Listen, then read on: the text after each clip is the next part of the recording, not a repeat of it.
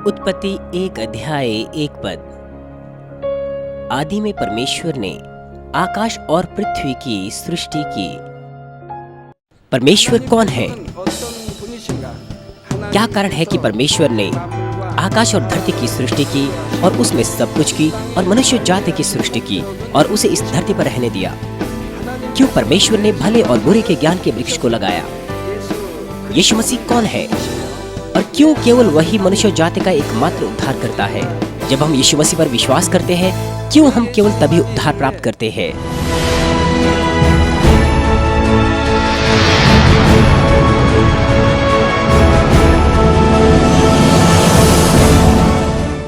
संसार भर में प्रिय दर्शकों, यीशु मसीह के नाम से मैं आपसे मिलकर बहुत प्रसन्न हूँ। मेरा नाम रेवरेंड जेरोक ली है, मानमिन सेंट्रल चर्च का सीनियर पास्टर जो सियोल कोरिया में स्थित है। जिस संदेश का प्रचार मैं आज से आपके साथ करने जा रहा हूँ, उसका शीर्षक है क्रूस का संदेश। क्रूस का संदेश परमेश्वर के प्रावधान को मनुष्य जाति के लिए साफ तौर पर बताता है। यह एक गहरा भेद है जो समय के शुरू होने से पहले से छिपा हुआ था, और यह हमें परमेश्वर के महान प्रेम और न्याय को एहसास दिलाता है। परमेश्वर कौन है? क्या कारण है कि परमेश्वर ने स्वर्ग और पृथ्वी की रचना की और उसमें सब कुछ की और मनुष्य और जाति की और उसे इस धरती पर रहने दिया? क्यों परमेश्वर ने भले और बुरे के ज्ञान के वृक्ष को उत्पन्न किया? यीशु मसीह कौन है और क्यों केवल वही मनुष्य जाति का एकमात्र उद्धार करता है? क्यों हम उद्धार केवल तभी पाते हैं जब हम यीशु मसीह पर विश्वास करते हैं? क्रूस का संदेश इन तमाम प्रश्नों के उत्तर देता है। जब मैंने सबसे पहले इस संदेश का प्रचार 1985 में किया था, इसने असंख्य आत्माओं को न केवल कोरिया में वरन संसार भर में उद्धार के मार्ग की ओर अगुवाई किया। इन संदेशों का प्रचार ऑडियो वीडियो टेप्स के द्वारा और प्रसारण के द्वारा और किताबों के द्वारा फैलाया जा रहा है। असंख्य लोगों ने परमेश्वर के अद्भुत कार्यों का अनुभव इन संदेशों के द्वारा किया। उन्होंने अपने पापों का अपने हृदय की गहराई से पश्चाताप किया और वे स्वर्ग राज्य के लिए सच्चा विश्वास और खरी आशा प्राप्त कर पाए। वे अपने पापों को दूर कर पाए और परमेश्वर के वचन के अनुसार चल पाए। जब उन्होंने अपने पापों का पश्चाताप किया संदेश के द्वारा, और जब मैंने यीशु मसीह के नाम से उनके लिए प्रार्थना की, उन्होंने परमेश्वर के सामर्थ्य के अद्भुत कार्यों का अनुभव किया। उनकी बीमारियां चंगी हो गई और उनकी निर्बलताएं संपूर्ण बना दी गई। दुष्ट आत्माएं और अंधकार की आत्माएं निकाल दी गई।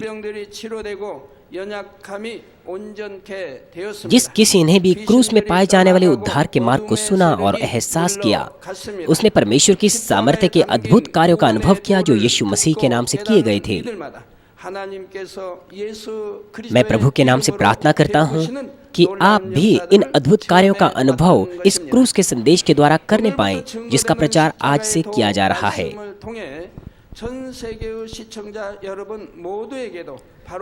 प्यारे भाइयों और बहनों, जब आप चर्च जाते हैं और मसीह जीवन जीते हैं, तो आप उद्धार के मार्ग के बारे में सुनेंगे। मसीहियत में आइए संक्षिप्त तौर पर हम इसकी समीक्षा करें। लगभग 2000 वर्ष पहले यीशु परमेश्वर का पुत्र इस धरती पर मनुष्य जाति को उनके पापों से छुटकारा देने के लिए आया।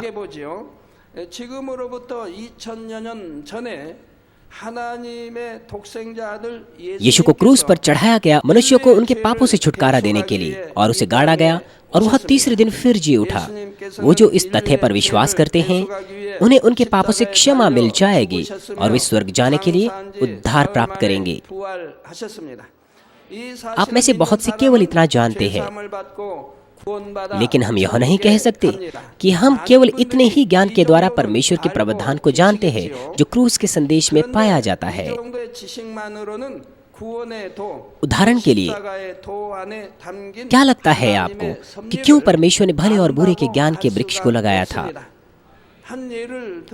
मनुष्यों का पाप में गिरने का कारण यह था क्योंकि आदम ने भले और बुरे के ज्ञान के वृक्ष से खाया था। यदि वृक्ष होता ही नहीं तो आदम पाप नहीं करता और वह हमेशा के लिए अदन की वाटिका में शांतिपूर्वक रहता। तो क्या परमेश्वर को भले और बुरे के ज्ञान के वृक्ष को पहले ही नहीं बनाना चाहिए था? क्यों परमेश्वर ने उस वृक्ष को वहीं लगाया जहां आदम उसमें से खा सकता था? क्या परमेश्वर जानता नहीं था कि आदम भले और बुरे के ज्ञान के वृक्ष से खाएगा? परमेश्वर सर्वज्ञानी और सर्वशक्तिमान है और वो निश्चित तौर पर इस बात को जानता था। तो भी परमेश्वर ने भले और बुरे के ज्ञान के वृक्ष को वहीं लगाया। क्या कारण है इसका? क्या आप इन प्रश्नों के उत्तर साफ तौर पर दे सकते हैं? क्या आपने इस प्रश्न का उत्तर साफ तौर पर कहीं पहले सुना है? हालांकि ऐसा नहीं है कि हमारा उद्धार नहीं होगा यदि हम ना जाने कि क्यों परमेश्वर ने भले और बुरे के ज्ञान के वृक्ष को लगाया था। यदि हम अपने पापों से पश्चाताप करें और यीशु मसीह को अपना उद्धारकर्ता ग्रहण करें तो हम उद्धार प्राप्त कर सकते हैं। लेकिन अगर हम क्रूस के संदेश में पाए जाने वाले गहरे तत्वों को जानें तो हम और भी खरा विश्वास प्राप्त कर पाएंगे। आप परमेश्वर की इच्छा और हृदय को साफ तौर पर समझ पाएंगे और एक विजयी मसीह जीवन जी पाएंगे। आप दुष्ट की अभिलाषाओं को दूर कर पाएंगे और परमेश्वर की संतान के अधिकार का आनंद ले पाएंगे जो कि ज्योति है। आइए एक उदाहरण मैं आपको देता हूँ। जब आप एक संतरा खाते हैं तो इससे आपको लाभ मिलेगा यदि आप उसे खाएं। लेकिन अगर आप जान लें कि इसमें किस प्रकार के पोषक तत्व पाए जाते हैं और कैसे वो पोषक तत्व आपके लिए लाभकारी है तो यह बेहतर होगा। उदाहरण के लिए मान लीजिए आपको पता चला कि संतरे में बहुत सी विटामिन सी होता है जो कि आपकी त्वचा के लिए अच्छा है, आपकी थकान को कम करता है और बीमारियों के विरोध में प्रतिरोधकता को बढ़ाता है। तो फिर आप संतरा केवल तभी नहीं खाएंगे जब आप खाना चाहते हैं, वरन आप उसे खाएंगे क्योंकि वह आपके लिए आवश्यक है।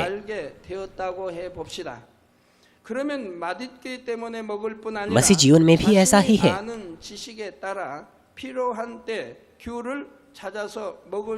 ये कहने के बजाय कि आप केवल विश्वास करते हैं, आपको साफ तौर पर क्रूस में पाए जाने वाले उद्धार के प्रावधान को जानना चाहिए और परमेश्वर की इच्छा के अनुसार जीवन जीना चाहिए। केवल तभी आप बलपूर्वक स्वर्ग के राज्य पर जोर कर सकते हैं स्थिर विश्वास के द्वारा और परमेश्वर के संतान होने के नाते आशीषित जीवन जी सकते हैं।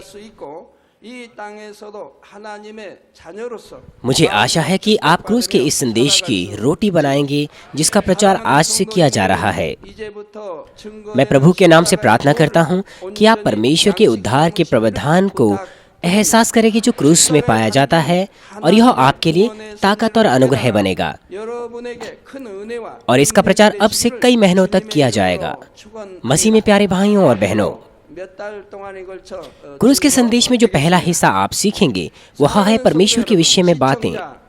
इस संसार में बहुत से लोग कहते हैं कि कोई परमेश्वर है ही नहीं और कुछ ऐसे दूसरे लोग भी हैं जो मनुष्यों की कल्पनाओं से बनाए हुए ईश्वरों की आराधना करते हैं या फिर परमेश्वर द्वारा रचित प्राणियों की मूर्तियां बनाकर उन्हें परमेश्वर के समान ठहराकर आराधना करते हैं। यद्यपि हम उसे ना भी देख सकें, परमेश्वर निश्चित तौर पर अस्तित्व में है और केवल एक ही परमेश्वर है जिसकी हमें आराधना करनी है। परमेश्वर ब्रह्मांड का रचयिता है, सब चीजों का रचयिता है और मनुष्य जाति का रचयिता है। वो सब चीजों का न्याय और शासक है। परमेश्वर किस प्रकार का अस्तित्व है? हालांकि मनुष्यों के लिए परमेश्वर के बारे में बताना आसान नहीं है। मनुष्य एकमात्र प्राणी है। परमेश्वर मनुष्यों की तमाम सीमाओं से परे है। परमेश्वर असीमित है। चाहे हम कितना ही अपने ज्ञान के द्वारा सोच विचार करें, हम पूरी तरह से ना तो समझ सकते हैं ना परमेश्वर के बारे में जान सकते हैं। पर यद्यपि हम पूरी तरह से परमेश्वर के बारे में जान नहीं सकते, लेकिन तो भी कुछ ऐसी आधारित चीजें हैं जिन्हें हमें परमेश्वर की संतान के तौर पर जानना चाहिए। मैं 4 अलग-अलग पहलुओं में आपसे बातचीत करूंगा कि परमेश्वर कौन है। सबसे पहला, परमेश्वर स्वर्ग और पृथ्वी का रचयिता है। उत्पत्ति 1 अध्याय 1 पद कहता है, आदि में परमेश्वर ने आकाश और पृथ्वी की रचना की। उत्पत्ति का 1 अध्याय हमें बताता है कि 6 दिनों तक परमेश्वर ने स्वर्ग और पृथ्वी की रचना कुछ नहीं से वरन अपने वचन से की। और 6 दिन की सृष्टि के अंतिम दिन में उसने पहले मनुष्य आदम की रचना की, जो तमाम मनुष्य जाति का पूर्वज बना। इसी प्रकार से क्योंकि मनुष्य परमेश्वर के द्वारा रचा गया है, इसीलिए वह अप्रत्यक्ष तौर पर परमेश्वर के अस्तित्व को अपने हृदय की गहराई में एहसास करता है। सब उपदेशक 3 अध्याय 11 पद में लिखा है, उसने सब कुछ ऐसा बनाया है कि अपने अपने समय में वे सुंदर होते हैं। फिर उसने मनुष्य के मन में अनादि अनंत का ज्ञान उत्पन्न किया है। तो भी जो काम परमेश्वर ने किया है वह आदि से अंत तक मनुष्य नहीं भूल सकता। जैसे कि कहा गया है, परमेश्वर ने मनुष्य के हृदय में अनादि अनंत का ज्ञान उत्पन्न किया है।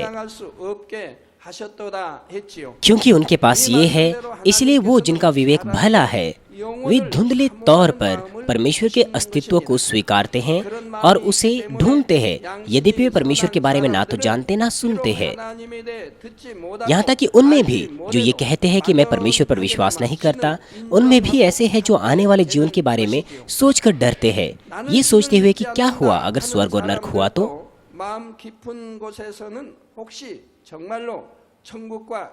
इसलिए वे भलाई में जीवन जीने की कोशिश करते हैं कि नरक ना जाएं। रोमियो 1 अध्याय 20 पद कहता है, क्योंकि उसके अनदेखे गुण अर्थात उसकी सनातन सामर्थ्य और परमेश्वरत्व जगत की सृष्टि के समय से उसके कामों के द्वारा देखने में आते हैं, यहाँ तक कि वे निरुत्तर है। यहाँ पर लिखा है, हालांकि परमेश्वर के अनदेखे गुण और ईश्वरत्व वो हमें दिखाई नहीं देते, तो भी यह तमाम चीजों में देखे जा सकते हैं। इसका मतलब यह है कि हम यह कहकर बहाना नहीं बना सकते कि हमने परमेश्वर पर विश्वास इसीलिए नहीं किया क्योंकि हम उसे नहीं जानते थे। जैसे कि यहाँ पर कहा गया है, यद्यपि हम परमेश्वर को प्रत्यक्ष तौर पर ना भी देख सके, तो भी हम एहसास कर सकते हैं कि सृष्टिकर्ता परमेश्वर है और केवल एक ही सृष्टिकर्ता है, क्योंकि परमेश्वर के अनदेखे गुण तमाम चीजों में पाए जाते हैं इस ब्रह्मांड में जिसे परमेश्वर ने रचा है। आइए एक ऐसा उदाहरण मैं आपको देता हूँ। इस संसार में बहुत से लोग हैं, बहुत सी जातियां हैं, बहुत से पंथ हैं, जिनकी अलग अलग भाषाएं हैं, अलग अलग संस्कृतियां हैं और अलग अलग त्वचा के रंग हैं। लेकिन उन सबों में कुछ ना कुछ सामान्य पाया जाता है। सभी लोगों की और सभी पंथों की 2 आंखें होती हैं, उन सभी के 2 कान होते हैं, एक नाक है और एक ही मुंह है, और इन तमाम अंगों की जगह भी एक समान है। चेहरे के मध्य में नाक है और आंखें ऊपर के हिस्से में है, और नाक के नीचे मुंह है और कान चेहरे के दोनों तरफ है। और ऐसा भी नहीं है कि यह संरचना केवल मनुष्यों की ही एक समान हो। जानवरों के साथ, हवा के पक्षियों के साथ, कीड़े मकोड़े और समुद्र की मछलियों के साथ भी ऐसा ही है। प्रत्येक जाति की विशेषता के अनुसार उनमें कुछ अंतर है, लेकिन आधारित तौर पर उनकी संरचना एक समान है। और साथ ही साथ उनकी पाचन प्रणाली भी एक समान है और प्रजनन प्रणाली भी एक समान है। इस समानता का कारण यह है क्योंकि सभी चीजें केवल एक ही सृष्टिकर्ता परमेश्वर की बनावट के द्वारा बनाई गई। संसार के लोग डार्विनिज्म के सिद्धांत पर जोर देते हैं और परमेश्वर के सृष्टिवाद को नकारते हैं। लेकिन अगर मनुष्य जाति जैसे वे कहते हैं वैसे विकसित हुआ होता तो हमारी एक ही संरचना नहीं होती। हम अलग अलग प्रकार के रूपों में और संरचनाओं में विकसित हो सकते थे। और साथ ही साथ यदि सृष्टिकर्ता एक ही नहीं होता तो मनुष्य और जानवरों का एक ही प्रकार से एक ही समान ढांचा नहीं होता। यह इसीलिए होता क्योंकि यदि बहुत से सृष्टिकर्ता होते तो वे अपने प्राणियों की आकार और संरचना अपनी पसंद के अनुसार बनाते। लेकिन यह देखकर कि लगभग सभी चीजें उनकी एक ही बनावट और क्रिया प्रणाली है, इसे हम निश्चित तौर पर समझ सकते हैं कि उनकी शुद्धता से बनावट और सृष्टि केवल एक ही सृष्टिकर्ता परमेश्वर के द्वारा की गई है। मसीह में प्यारे भाइयों और बहनों, डार्विनिस्ट कहते हैं कि जीवित प्राणी निचले स्तर के प्राणियों से ऊंचे स्तर के प्राणियों में विकसित हुए हैं। लेकिन उत्पत्ति 1 अध्याय 21 पद में लिखा है, इसीलिए परमेश्वर ने जाति जाति के बड़े बड़े जल जंतुओं की और उन सब जीवित प्राणियों की भी सृष्टि की जो चलते फिरते हैं, जिनसे जल बहुत ही भर गया, और एक एक जाति के उड़ने वाले पक्षियों की भी सृष्टि की, और परमेश्वर ने देखा कि अच्छा है। और साथ ही उत्पत्ति 1 अध्याय 25 पद में लिखा है, सो परमेश्वर ने पृथ्वी के जाति जाति के वन पशुओं को और जाति जाति के घरेलू पशुओं को और जाति जाति के भूमि पर सब रेंगने वाले जंतुओं को बनाया, और परमेश्वर ने देखा कि अच्छा है। समय के गुजरते हुए उनके रूप में थोड़ा सा बदलाव हुआ है, लेकिन परमेश्वर ने सब कुछ उनकी जाति जाति के अनुसार बनाया।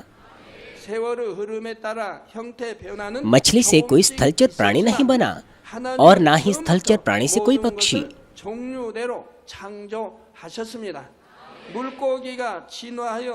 और ऐसा भी नहीं है किसी बंदर से मनुष्य बना हो। बंदर को बंदर बनाया गया और मनुष्य को मनुष्य बनाया गया। और साथ ही केवल मनुष्य ही एक ऐसा अस्तित्व बनाया गया जो परमेश्वर के स्वरूप में है और जिसके पास आत्मा, देह और प्राण है।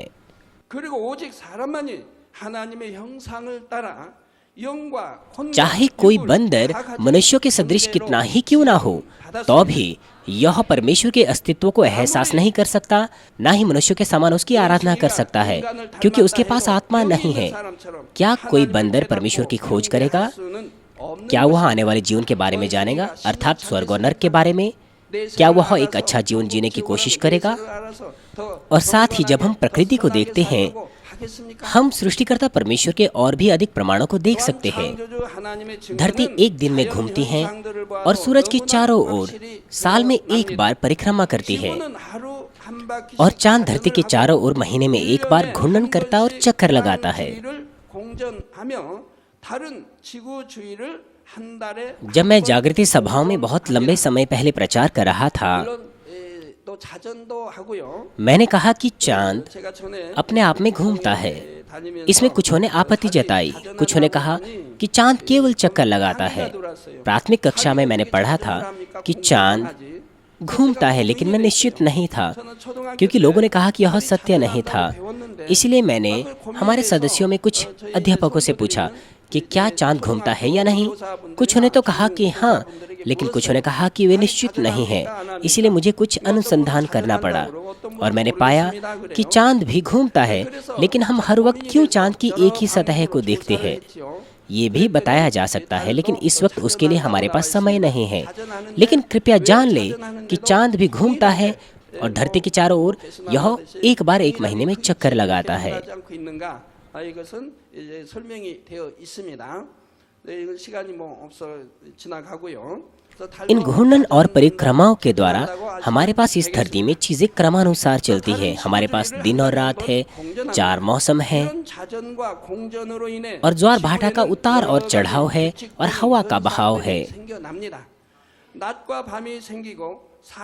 स्वर्गीय खंडों का ये सचलन और स्थान उपयुक्त तौर पर स्थापित किए गए हैं ताकि मनुष्य जाति के लिए यह उपयुक्त और ठीक हो और जीवित प्राणी जीवन निर्वाह कर सकें।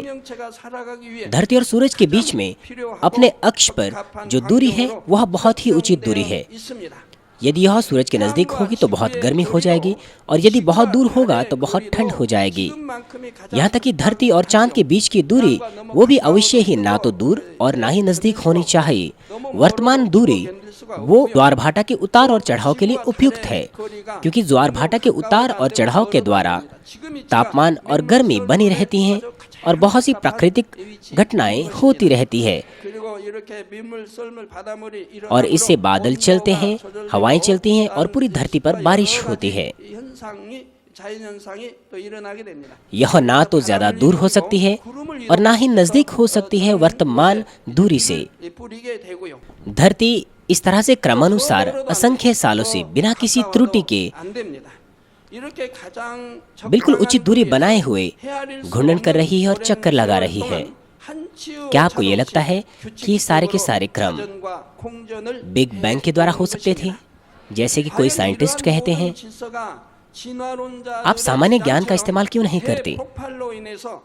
यदि आप एक घड़ी खोलें, उसमें बहुत से छोटे छोटे पुर्जे एकत्र होते हैं बिल्कुल उचित तौर पर, ताकि वो घड़ी चल सके। लेकिन आइए हम मान लें कि कोई ये घड़ी आपको दिखाता है और आपको इस तरह से कहता है कि इस घड़ी को किसी ने नहीं बनाया है।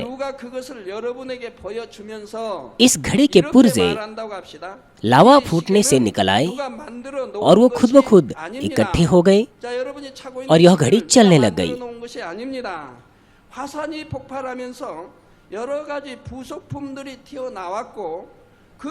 क्या आप इस बात पर विश्वास कर पाएंगे? यदि आप मूर्ख ना हो, आप कभी भी विश्वास नहीं करेंगे। तो फिर ये कहना कि ये संसार और जो कुछ उसमें है वह विकासवाद से बना है, यह कहने से इसका कम मतलब बनता है।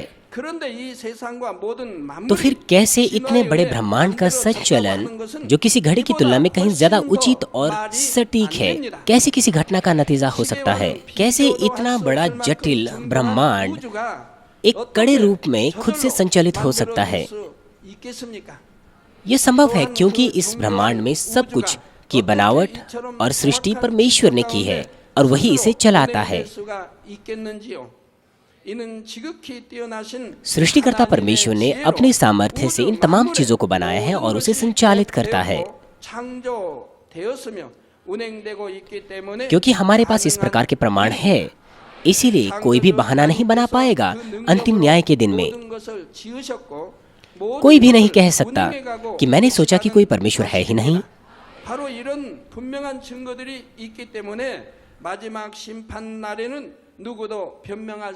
प्रिय दर्शकों, ऐसा क्यों होता है कि लोग विश्वास नहीं करते हैं, यहाँ तक कि ऐसे साफ प्रमाणों को देखने के बावजूद भी? यह इसीलिए है क्योंकि वह केवल उसी बात को विश्वास करने की कोशिश करते हैं जो उनकी आंखों से दिखता है, उनके हाथों से छुआ जा सकता है और उनके ज्ञान और विचारों से समझा जा सकता है। तो फिर उनका ज्ञान और विचार कहां से आए?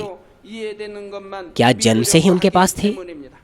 उनका ज्ञान और विचार उन लोगों से सीखने और सुनने के द्वारा प्राप्त हुआ है जो परमेश्वर पर विश्वास नहीं करते हैं, और उनके विचार इस तरह के ज्ञान से उत्पन्न होते हैं। वो इस सत्य को स्वीकारने की कोशिश नहीं करते कि कोई अदृश्य जीवित परमेश्वर है। बाइबल में लिखे हुए चिन्हों और चमत्कारों को स्वीकारते नहीं हैं, लेकिन बाइबल में तमाम वचन अपने आप में सत्य है। ये सत्य है कि परमेश्वर ने स्वर्ग और धरती की रचना की। चिन्हों और चमत्कार और सामर्थ्य कार्य वो वास्तविकता में हुए हैं। ये चीजें केवल सृष्टिकर्ता परमेश्वर के द्वारा ही की जा सकती है। वे बाइबल का इनकार करने की कोशिश करते हैं क्योंकि यह ना तो उनके समझ में आती है, ना ही वे विश्वास करते हैं अपने सीमित विचारों और ज्ञानों के द्वारा। लेकिन बाइबल में जो चिन्ह और चमत्कार है वे सब सत्य है। यूहन्ना 4:48 में लिखा है, यीशु ने उनसे कहा, जब तक तुम चिन्ह और अद्भुत काम न देखोगे तब तक कदापि विश्वास न करोगे। हालेलुया। सर्वशक्तिमान प्रेमी पिता परमेश्वर, कृपया अपना हाथ तमाम भाइयों और बहनों पर रखें जो यहाँ पर इस प्रार्थना को ग्रहण कर रहे हैं। उनके हृदय में विश्वास को बोइए और उनके नकारात्मक विचार और शक को दूर कीजिए। तमाम क्लेश और आजमाइशें उन्हें छोड़ के चले जाएं। पवित्र आत्मा की आग के द्वारा सिर से लेकर पैर तक उनके तमाम बीमार और दर्द भरे अंगों को जला दीजिए। यीशु मसीह के नाम से मैं आज्ञा देता हूँ, शत्रु, दुष्ट और शैतान, तमाम बीमारियां, रोगाणु, विषाणु और निर्बलताएं दूर हो। ज्योति उन पर चमके। उनके तमाम असाध्य और अंतकारी रोग पवित्र आत्मा की आग के द्वारा झुलसा दीजिए। तमाम प्रकार की महामारियां, मलेरिया सहित जला दीजिए। तमाम संक्रामक रोग, जुकाम, बुखार उनसे दूर हो। पिता, उन्हें तमाम प्रकार के रोगाणु और विषाणुओं से सुरक्षा दीजिए। उन्हें तमाम प्रकार के कैंसर, पेट के कैंसर, फेफड़े के कैंसर, जिगर के कैंसर, छाती के कैंसर, गर्भ के कैंसर और आंतों के कैंसर से चंगा कीजिए। और तमाम दूसरी बीमारियां जैसे कि एड्स, ल्यूकेमिया, दिमागी रक्तघात, उच्च रक्तचाप, धीमा रक्तचाप, हृदय के रोग, फेफड़े के रोग, स्त्री रोग, थायराइड के रोग और तमाम सूजन और जलन दूर हो। पोलियो, लकवा, गठिया और आंत के रोगों से वे चंगे हो जाएं। तमाम प्रकार के दर्द उनसे दूर हो। पीठ दर्द, सिर दर्द और मानसिक दर्द सहित मिर्गी, स्वलिनता, उदासी, तंत्रिका रोग और तमाम दूसरी मानसिक बीमारियों से वे आजाद हो जाए। तमाम प्रकार के लकवे से वे खुल जाएं, उठे, चले और वे कूदे। वे अच्छी आंखों की दृष्टि प्राप्त करें और अच्छी सुनने की शक्ति प्राप्त करें। अंधे देखने लगे, बहरे सुनने लगे और गूंगे बोलने लगे। दुर्घटना के तमाम दुष्प्रभावों को ठीक कीजिए। उनकी टूटी हड्डियां ठीक कीजिए। उन्हें जलन से ठीक कीजिए। जलन और दहन संवेदनाओं से दूर हो। तमाम प्रकार की नशे की लत से और पदार्थ के इस्तेमाल से साफ हो जाओ। पिता, मृतक कोशिकाओं, उत्तकों और तंत्रिकाओं को फिर से ठीक कीजिए और मृतकों को जिला दीजिए। उन्हें आशीष दीजिए गर्भधारण की। पिता, उन्हें गर्भधारण की आशीष दीजिए। यीशु मसीह के नाम से मैं आज्ञा देता हूँ, शत्रु, दुष्ट और शैतान, हवाओं के शासक, बुरी सेनाएं और उनके दास उनसे दूर हो। बुरी आत्माएं, अशुद्ध आत्माएं, धोखे की आत्माएं, झूठ की आत्माएं, अलग करने वाली आत्माएं और तमाम अंधकार के बल दूर हो। दुष्टता के तमाम बंधन खुल जाएं, उनसे दूर हो। ज्योति आ जाए। पिता परमेश्वर, उन्हें ताकत दीजिए कि वे प्रार्थनाओं में पुकारें। पापों को दूर करने की उन्हें सामर्थ्य दीजिए और वे पवित्र हो जाएं। वे भले स्वास्थ्य में बने रहें जब उनका प्राण समृद्ध होता है। उनके परिवारों में भी सुसमाचार का प्रचार किया जाए। उन्हें सुरक्षा दीजिए तमाम प्रकार की दुर्घटनाओं और विपत्तियों से। अपने बच्चों को, उनके घर, कार्यशालाओं और व्यापारों को सुरक्षा दीजिए। पवित्र आत्मा की आग की दीवार से, स्वर्गीय सेना, स्वर्गदूतों और अपनी धधकती आंखों के द्वारा। पिता परमेश्वर, आपका धन्यवाद। सारी महिमा केवल आपको मिले। हमारे प्रभु यीशु मसीह के नाम से मैं प्रार्थना करता हूँ, आमीन। प्रिय दर्शकों, भजन संहिता 53 अध्याय 1 पद कहता है, मूढ़ ने अपने मन में कहा है कि कोई परमेश्वर है ही नहीं। वे बिगड़ गए, उन्होंने कुटिलता के घिनौने काम किए हैं, कोई सुकर्मी नहीं। यदि ऐसे लोग हैं जो कहते हैं कि कोई सर्वशक्तिमान परमेश्वर है ही नहीं, तो वे इन सामर्थ्य कार्यों के बारे में क्या कहेंगे जो मेरी प्रार्थनाओं के द्वारा हुए हैं। मृतक तंत्रिकाएं जीवित की जाती है, जन्म के अंधे देखने लगते हैं, बहरे सुनने लगते हैं, गूंगे बोलने लगते हैं, लंगड़े जो लकवे और पोलियो से ग्रसित है वे चलते हैं और दूसरी बहुत सी बीमारियां जैसे कि अंतिम स्तर का कैंसर, लुकेमिया और एड्स चंगे हो जाते हैं।